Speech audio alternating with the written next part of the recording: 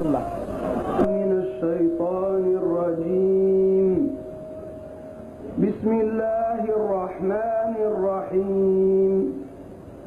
والمرسلات عرفا فالعاصفات عصفا والناشرات نشرا فالفارقات فرقا فالملقيات ذكرا عذرا أو نذرا إنما توعدون لواقع فإذا النجوم طمست وإذا السماء فرجت وإذا الجبال نسفت وإذا الرسل أقتت لأي يوم أجلت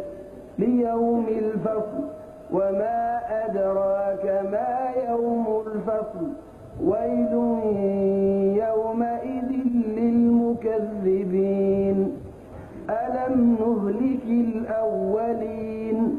ثم نتبعهم الآخرين كذلك نفعل بالمجرمين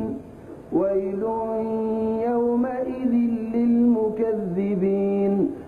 ألم نخلقكم من ماء مهين فجعلناه في قرار مكين إلى قدر معلوم فقدرنا فنعم القادرون ويل يومئذ للمكذبين ألم نجعل الأرض كفاتا أحياء وأمواتا وجعلنا فيها رواسي شامخات وأسقيناكم ماء فراتا ويل يومئذ للمكذبين انطلقوا إلى ما كنتم به تكذبون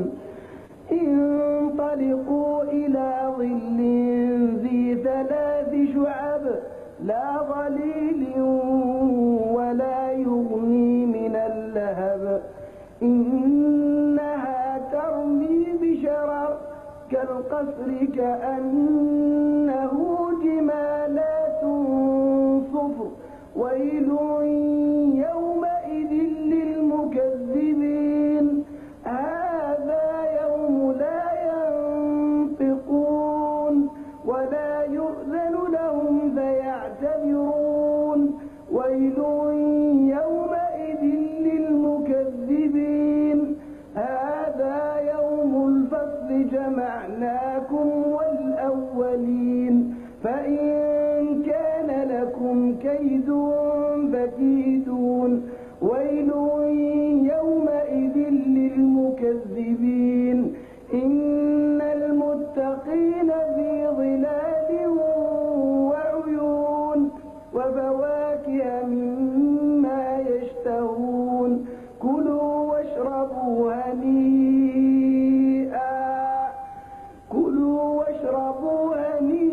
هنيئا بما كنتم تعملون إنا كذلك نجزي المحسنين ويل يومئذ للمكذبين كلوا وتمتعوا قليلا إنكم مجرمون ويل يومئذ للمكذبين وإذا قيل لهم اركعوا لا يركعون ويل يومئذ للمكذبين فبأي حديث بعده يؤمنون سبحانك اللهم وبحمدك أشهد أن لا إله إلا أنت أستغفرك وأتوب إليك والسلام عليكم ورحمة الله.